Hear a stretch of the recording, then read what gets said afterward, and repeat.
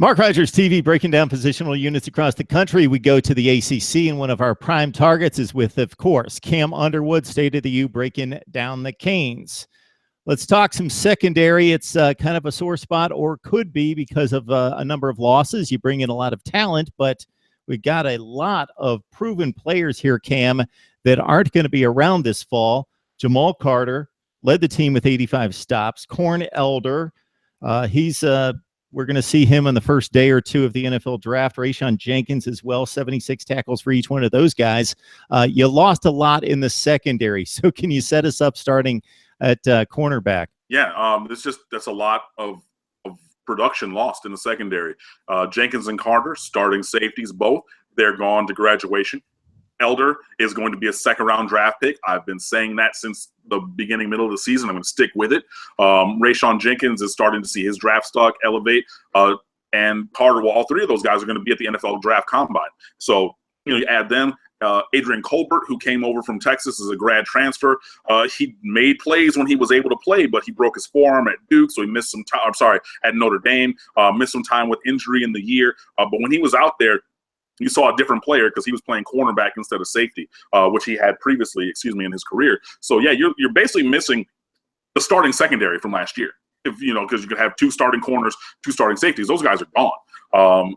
Right now, there are no seniors in the defensive backfield for Miami on this roster. So you're going to lean on youth a lot. Jaquan Johnson is a junior now, which is crazy to me because I remember when he was a high school freshman, but he is going to be the leader of this defensive secondary. He was 4 times first team All-Dade County in high school for high school football, which is elite. There's been a handful of players who have been like even 2-time or 3-time All-Dade County. He was 4 times All-Dade County, which is, if that's not high praise, I don't know what is. So he's a guy who's going to play safety, maybe even in some nickel. They're going to move him around a little bit. You bring in a Jhavonte Dean, who's a grad transfer. A JUCO kid from Blinn College in Texas. So he was in the 2017 recruiting class. He's originally from Homestead South Dade High School, which is, in the local South Florida area. So he's going to come in at 6'2", 200 pounds, and a 4'4", 4'3" kind of guy with speed. So he's going to be playing right away. And, he's a JUCO kid. So that's a guy who we're looking to lean on maybe for some experience and some snaps. Also, you have Malek Young, who's a sophomore. He developed over the 2016 season. He started a couple of games. He's another 4'5", 4'4" kind of guy, so he definitely has speed. So he's going to play at cornerback. Trajan Bandy is a signee in the 2017 class as well. He is a lifelong Hurricanes fan, was not recruited by the previous staff because he's 5'9", 5'9.5", so he doesn't have elite size, but that kid has dog in him. He is strong, he is tough, he is fast. And I've said it and I'm going to keep saying it, he has Sean Taylor's game-worn Fiesta Bowl jersey and that reflective rainbow visor. He owns those because he's close with the late Sean Taylor's family.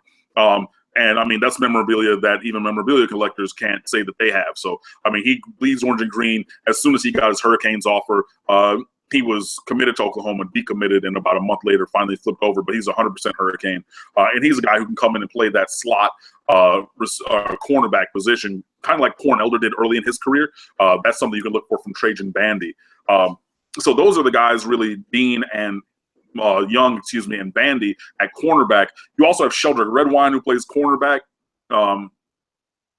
He hasn't really progressed that far, so I don't know that he's going to be in a starting role. I like him a little bit more at safety just because he's not as fleet of foot as some of the other guys that position, but he can play corner because he has been.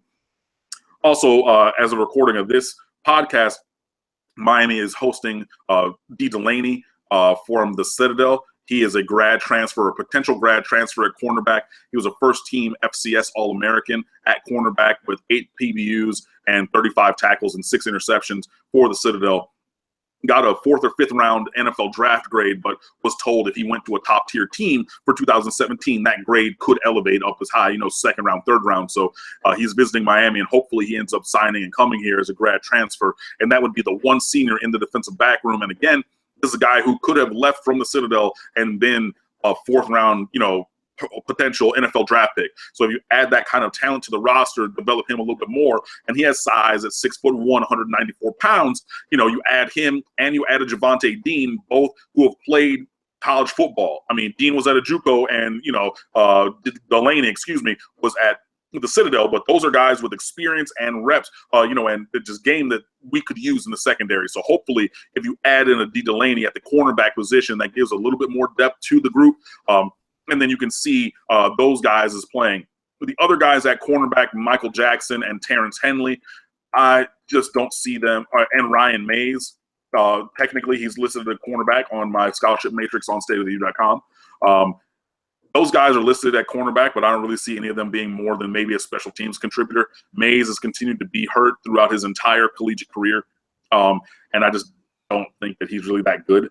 The Michael Jackson, maybe he can move to safety. If Redwine doesn't, he can add depth there. I think maybe he could have a chance there. Terrence Henley from Blanche Ely High School, he has good speed, but that's really about it. So, I mean, maybe he can be a gunner on kickoffs or punts or something. But, yeah, I mean, if you're looking at who's going to play snaps, if D. Delaney comes here, which I hope he does, he's going to play a lot of snaps. Jhavonte Dean, he's going to play a lot of snaps at cornerback. Malik Young, Trajan Bandy.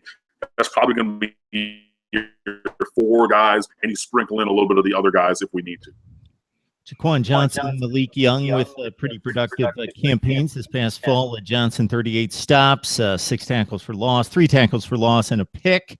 Young had a pick and 22 tackles. You mentioned Jhavonte Dean. You're going to count on him. The second-rated cornerback in the JUCO ranks out of Texas, and Trajan Bandy. I believe it's obligatory that you mention the Sean Taylor memorabilia along with Trajan Bandy, and you'll need to do that, Cam, throughout the rest of his career. Yeah, I mean, well, hopefully he's going to make enough plays where I can stop talking about this, the fact that he has other people's stuff. But, I just want to, let it be known that, we're getting guys who love the Hurricanes. They want to be Hurricanes, and they're really good. So, that's just a kind of a footnote that through recruiting has been, a thing. It's kind of like the Brad Kaya is Felicia from Friday's son. That's going to be something that's rediscovered in the draft process. So that's my Felicia moment with Trajan Bandy talking about his Sean Taylor memorabilia.